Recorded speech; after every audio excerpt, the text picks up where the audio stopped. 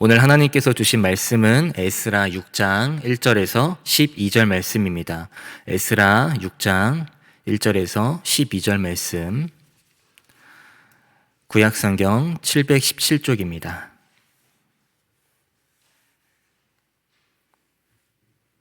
제가 봉독하겠습니다.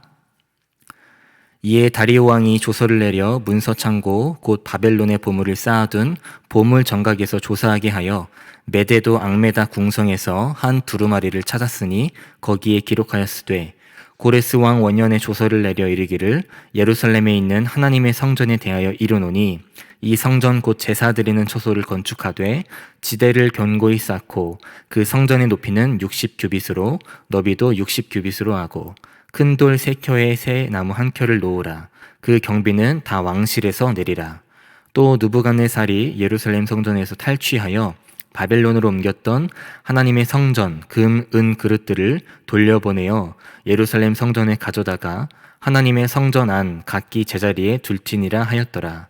이제 유브라데 강 건너편 총독 다뜨네와 스달보스네와 너희 동간 유브라데 강 건너편 아바삭 사람들은 그것을 멀리하여 하나님의 성전 공사를 막지 말고 유다 총독과 장로들이 하나님의 이 성전을 제자리에 건축하게 하라.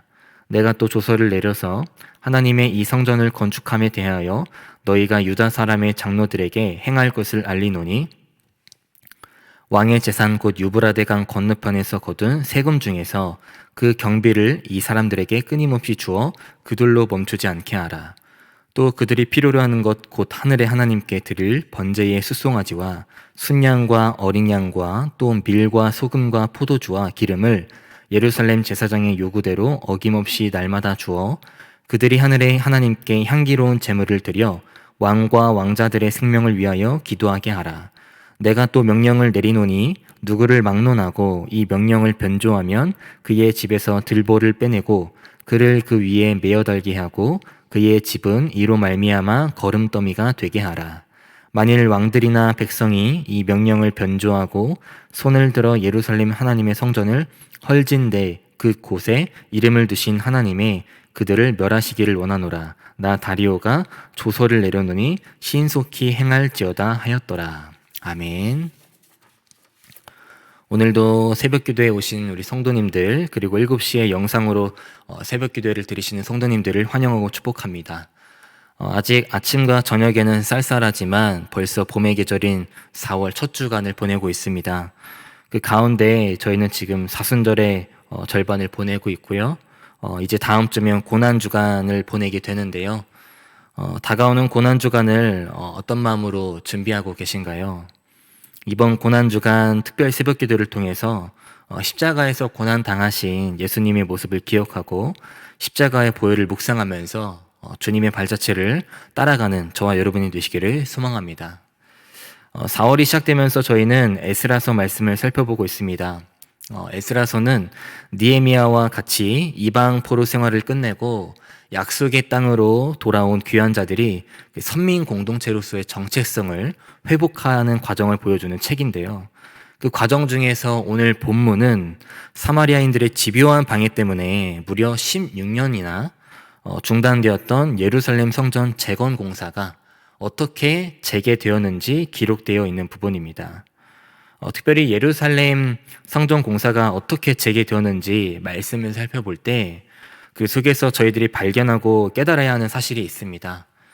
그 사실이 무엇인지 발견하고 깨달아서 하나님을 향한 저희들의 믿음이 더욱더 견고해지시기를 소망합니다.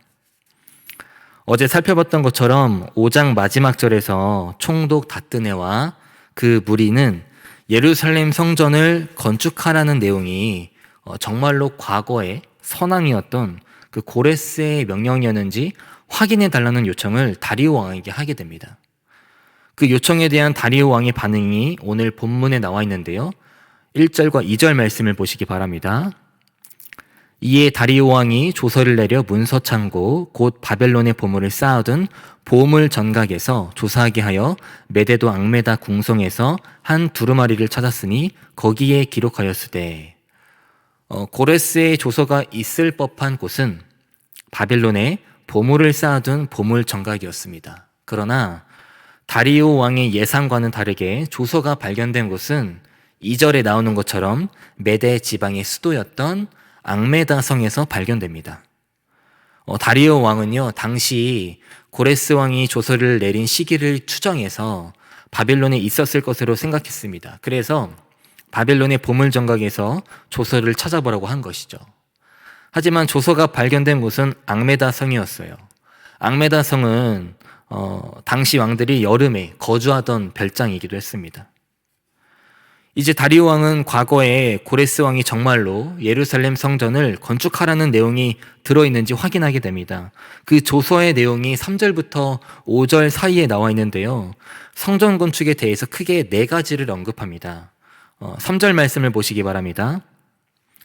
고레스 왕 원년에 조서를 내려 이르기를 예루살렘에 있는 하나님의 성전에 대하여 이르노니 이 성전 곧 제사 드리는 처소를 건축하되 지대를 견고히 쌓고 그 성전의 높이는 60규빗으로 너비도 60규빗으로 하고.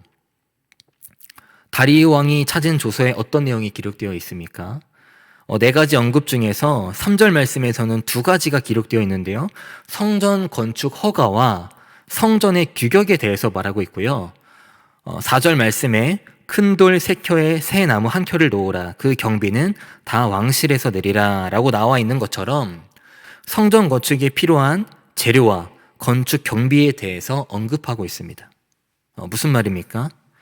다리오 왕이 발견한 고레스 왕의 조서에는 성전의 크기는 물론 그 경비를 왕실이 다 낼 것이며 느부갓네살 왕이 바벨론으로 도둑질해 갔던 성전의 금, 은그릇들도 모두 제자리에 두라는 내용이 그대로 담겨 있었다는 거예요.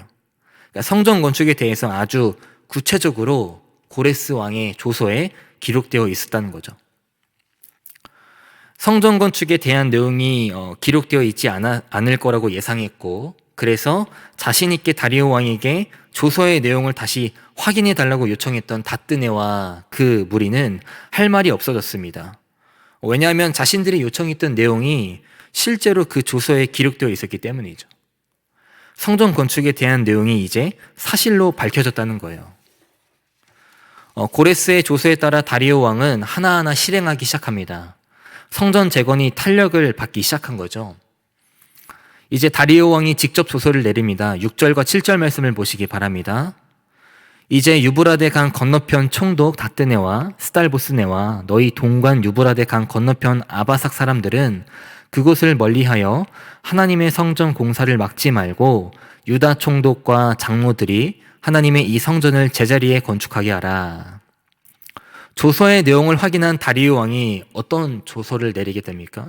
성전 건축에 대한 내용이 진짜 고레스의 조서에 있는 것인지 요청했던 다뜨네와 그 무리들은 그것을 멀리하라고 명령합니다. 다시 말하면 성전 건축을 하는 그 공사 지역에 접근하지 말고 공사를 막지도 말라는 거예요.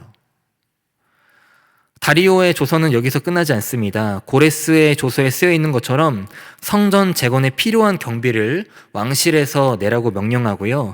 유브라데강 건너편에서 거둔 세금으로 그 경비를 충당해서 성전 재건이 멈추는 일이 없도록 명령을 내립니다. 그리고 성전을 재건할 동안 하나님께 번제를 드릴 때에 필요한 짐승까지 제공하라는 명령까지 내리고 있습니다.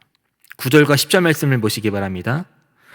또 그들이 필요로 하는 것 곧 하늘의 하나님께 드릴 번제의 수송아지와 순양과 어린 양과 또 밀과 소금과 포도주와 기름을 예루살렘 제사장의 요구대로 어김없이 날마다 주어 그들이 하늘의 하나님께 향기로운 제물을 드려 왕과 왕자들의 생명을 위하여 기도하게 하라. 성전 재건에 대한 다리오의 조서의 내용이 어떠십니까? 굉장히 구체적이라는 것을 저희가 발견할 수 있습니다. 다시 말하면 성전을 재건할 동안 번제로 드릴 짐승까지 일일이 언급함으로써 성전 재건에 차질이 없도록 이 다리오 왕은 세심하게 신경을 쓰고 있다는 거죠. 어떻게 보면 과거에 고레스가 내렸던 조서보다 다리오가 내린 그 성전 건축에 대한 조서가 더 확장되었다고 볼 수 있습니다. 그리고 다리오 왕은 성전 재건이 멈추는 일이 없도록 아예 못을 박아버립니다. 11절 말씀을 보시기 바랍니다. 내가 또 명령을 내리노니 누구를 막론하고 이 명령을 변조하면 그의 집에서 들보를 빼내고 그를 그 위에 메어 달게 하고 그의 집은 이로 말미암아 거름더미가 되게 하라. 이 다리오가 자신이 내린 조서에 있는 사항들을 준수하지 않았을 때 임할 엄중한 형벌을 말하고 있습니다. 그래서 12절 말씀에 나오는 것처럼 다리오가 조서를 마감하니까 성전 재건이 신속히 행해졌다고 나오고 있죠. 그만큼 이 성전 재건에 다리오 왕이 힘을 쏟았다는 거예요. 결국 성전 재건이 어떻게 됩니까? 오늘 본문은 아니지만 15절 말씀에 보시면 뭐라고 나오냐면 다리오 왕 제6년 아달월 3일에 성전 일을 끝내니라 라고 나와 있습니다. 성전 재건이 마무리되었다는 거예요. 오늘 본문을 묵상하면서 참 신기했던 것은 성전 재건의 과정 중에서 중단될 수 있었던 순간들이 몇 번 있었다는 겁니다. 처음 다뜨네와 그의 무리들이 성전 건축하는 것에 대해서 조사했을 때 성전을 다시 짓고 있는 유다 사람들에게 뭐라고 물어보냐면 누구의 허락으로 이 성전을 다시 짓고 보수하는 거냐고 물어봅니다. 이때 유다 장로들의 대답이 5장 11절에 나오고 있는데요.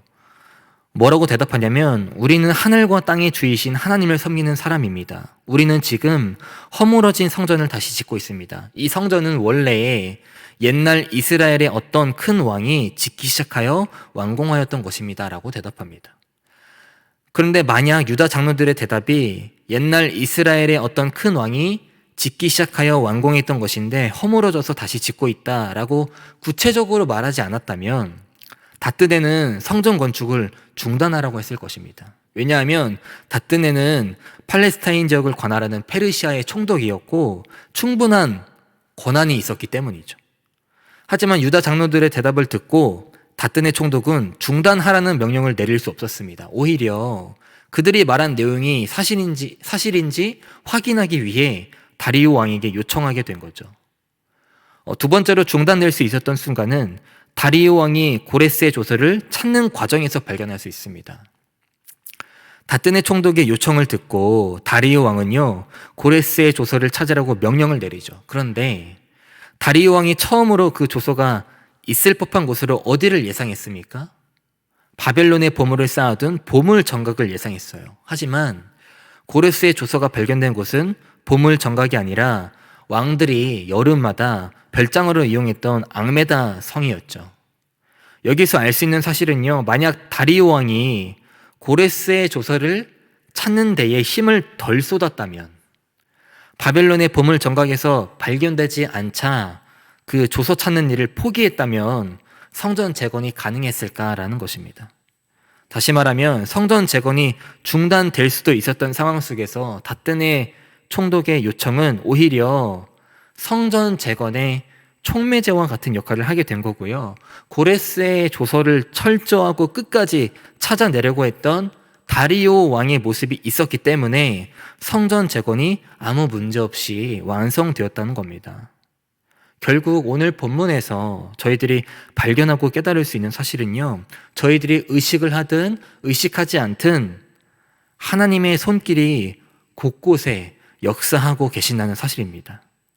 저희들의 삶 속에서도 마찬가지죠. 어떤 일을 시작하려고 할 때 그 일이 하나님께서 나에게 주신 사명이라는 것을 발견하고 시작하려고 할 때 수많은 어려움들을 마주하게 됩니다. 그 일을 방해하는 악한 요소들이 분명히 있고요. 나의 연약한 부분만 골라서 넘어지고 무너지게끔 합니다. 그래서 참 어렵죠. 때로는 포기하고 싶은 마음이 들 때도 있습니다. 그런데 저희가 결코 잊어서는 안 되는 사실 한 가지가 있다는 거예요. 바로 하나님의 계획은 멈추는 법이 없다는 것입니다. 하나님의 손길이 저희들의 삶 곳곳에 역사하시기 때문에 하나님의 계획은, 하나님의 일은 결코 멈춰지지 않는다는 겁니다. 제가 8년 전에 파트 전도사로 사역했던 교회에서 유년부를 담당하고 있었습니다. 그런데 교사가 많지 않았어요. 충원이 되어야만 하는 상황이었습니다. 그래서 교사를 충원하기 위해 이것저것 부탁하기도 했고 연락도 많이 했었습니다. 하지만 채워지지 않았어요. 결국 부족한 인원으로 한 해를 시작했습니다. 그때 저는 저 나름대로 열심히 노력했다고 생각했습니다. 처음에는 교사 좀 보내달라고 열심히 기도했어요. 하지만 기도를 해도 채워지지 않는 모습을 보면서 절망감을 많이 느꼈습니다. 하나님에 대한 원망도 많이 했습니다. 그래서 어느 순간 교사 좀 채워달라는 기도를 안 하게 되더라고요. 저도 모르는 사이에 천염하게 된 것 같았습니다. 그런데요, 참 신기한 것은 어느 순간 하나님께서 보여주시더라고요. 평소처럼 부서 예배를 마치고 교사들과 회의를 하고 있었습니다. 그 전까지는 제가 보이지 않았거든요. 그런데 그날은 고개를 들어서 둘러앉아 있는 교사들의 모습을 보니까 꽉 채워져 있는 거예요. 그때 제가 깨달은 게 뭐냐면, 하나님은 내가 절망하고 포기하려고 할 때에도 내 삶 곳곳에서 일하고 계셨구나. 하나님의 손길이 미치지 않는 곳은 없구나. 하나님께서 하시는 일은 멈추는 법이 없구나라는 사실을 깨닫게 되었습니다. 이 사실을 깨닫게 되니까 감사함이 밀려오더라고요. 성전 재건의 과정을 보면요, 처음부터 순탄하지는 않았습니다. 방해하는 세력들이 많았어요. 오늘 말씀에서도 하나님의 말씀에 따라 공사를 시작했지만 또다시 난관에 부딪히고, 이번엔 유브라데 강 건너편에 사는 총독 다뜨네와 그의 무리들이 다리오 왕에게 과연 예루살렘 성전이 재건되는 것이 누구의 명령인지 또 합당한지에 대해서 요청을 하게 되죠. 자칫하면 중단될 수도 있는 상황이었습니다. 하지만 하나님께서는 그 순간에도 멈추지 않으셨고 일하셨어요. 에스라 5장 5절 말씀에 하나님이 유다 장로들을 돌보셨으므로 오히려 하나님께서는 다뜨네 총독의 질문에 유다 장로들을 돌보셔서 성전 재건에 막힘이 없게 하셨습니다. 멈추는 법이 없다는 거죠. 저희는 여전히 코로나와 오미크론 바이러스가 기승을 부리고 있는 시대 속에서 살아가고 있습니다. 그래서 일상이 많이 무너졌고요. 저희들 각자가 계획했던 일들이 무산되고 막혔다고 느끼고 실제로 그런 경험을 하기도 했죠. 그러나 하나님께서는요, 저희들 각자에게 주신 계획들이 있으세요. 그리고 그 계획을 저희가 모르는 사이에 차근차근 하나하나 이루어 가고 계십니다. 그리고 그것들을 이루어 가시기 위해서 저희들의 삶 곳곳에서 일하고 계세요. 비록 지금은 내 앞에 막혀 있는 것들이 있는 것처럼 보이고 뭔가를 하려고 할 때마다 방해 세력 때문에 절망하고 포기하고 싶은 생각이 들 때도 있습니다. 하지만 하나님께서는 그 순간에도 일하고 계시고요. 그 순간에도 저희들의 삶 곳곳에서 역사하고 계신다는 겁니다.